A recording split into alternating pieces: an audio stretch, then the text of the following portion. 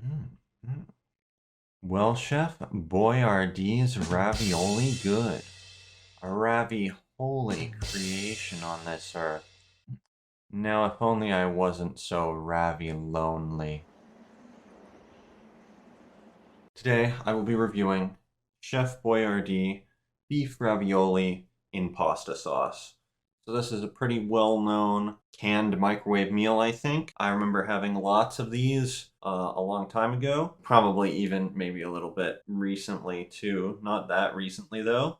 So got the nutrition on the side here and the instructions right next to it. So let's take a look at nutrition. We're gonna ignore the per serving because that's 1 cup, and I'm gonna just eat this whole thing. So per 1 can, 320 calories, 10% total fat, 13% saturated fat. Not too bad for 320 calories. 3% for cholesterol, 59% for sodium. As always, microwave meals coming in with the abundance of salt. 19% for carbs, 7% for fiber. Why does this have sugar? What in this necessitated sugar? 6% for sugar, and then 9 grams of protein. Not too bad outside of huge amount of salt, maybe slightly high on carbs. Overall, probably not a health food, but not absolutely terrible. On to the heating directions. Microwave. Pour pasta into microwave safe bowl.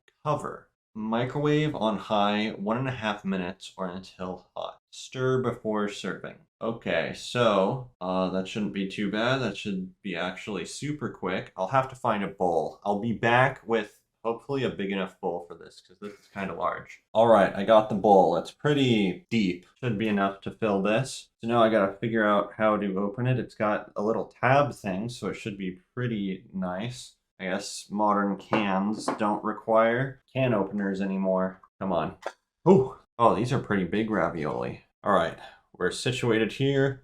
This is too deep. The camera's not gonna get anything. I remember this being an issue where there would be ravioli stuck inside the can, and there is right there. Come on! And here is the final product. This is probably too big of a bowl, but that's okay. Ravioli is pretty large. Like I got a quarter here, and this is roughly sort of how big the ravioli is. It's much bigger. All right, well, I'll go put this in for 1.5 minutes and then stir and be back. Maybe I'll be back for the stirring. All right, I've returned.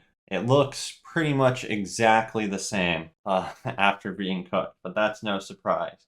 So for stirring, we have an issue, and it's that the bowl spins on this plate that I'm using to not burn my hands. All right, I've got this, so we're gonna stir, I guess. They didn't really say how long to stir for, did they? It's still very hot. I don't know if I want to try it right now, but whatever. Let's give her a go.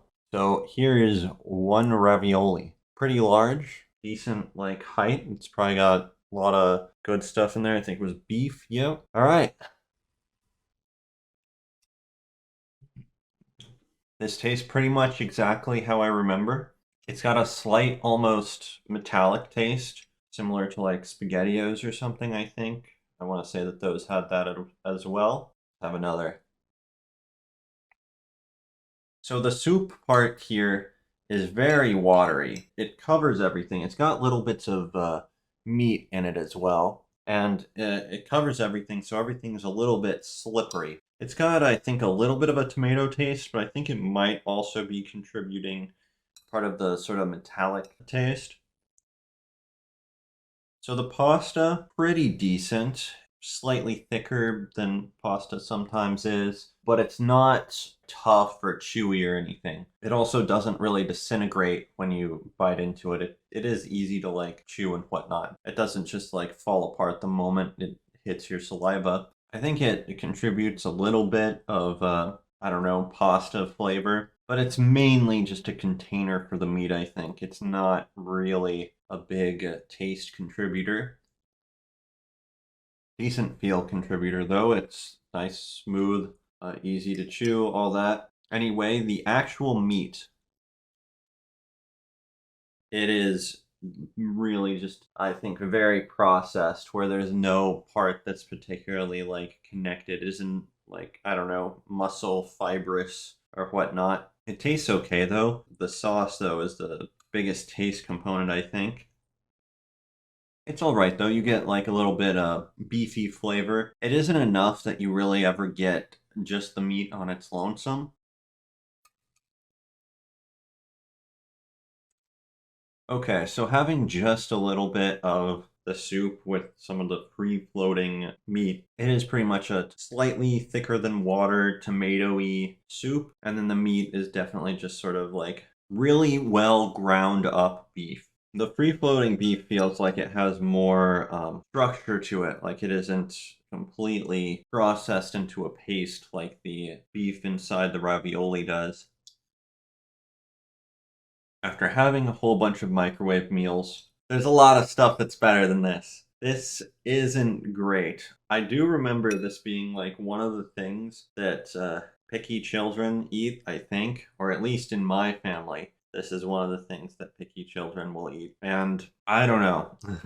It's not terrible, but there's a whole lot better stuff out there. I want to say there's some sort of taste intrinsic with being in a metal can that I just don't like. I'm going to search it. I'm going to see if that's actually true. Okay, so after doing a little bit of research, it looks like yes, it can, but it doesn't necessarily always, and it depends on the chemical stuff going on. So maybe, maybe it does have a true metallic taste. I would give it a 4, but I think I'm going to give it a 5 just because it's so low effort and easy to make. It's like 1.5 minutes and then stir. So it gets bonus points for that. But as a good tasting meal, you can do better than this. This is just kind of okay. Anyway, thank you for watching. I forgot to turn on the lights for this video. See ya. Welcome to the outro, my dudes. Be sure to like, comment, and subscribe. In this outro, I want to investigate one thing. What on earth is happening to my Campbell's soup video? Okay, going over here, looking at top recent videos, 1.4K views compared to like the last 10 video, 9, 10 videos. Blows them all out of the water. Orders of magnitude more views. No idea why, to be honest. Because if we go to video analytics, it's almost all from YouTube home recommendations. It's also recommended in bursts. I have no idea what on earth these periods are. Why YouTube decided to recommend it so heavily. Because it's not even like watch time is performing particularly well. Neither do I have a stellar click-through rate. I have no idea why this video was selected by the algorithmic god to blow up relatively to my channel. This many views is still nothing compared to the grand scheme of YouTube. But for me, it is huge, massive, gargantuan. Anyway, if you came from this video, thank you for subscribing. I have no idea why YouTube sent you here, but thank you for watching. See ya.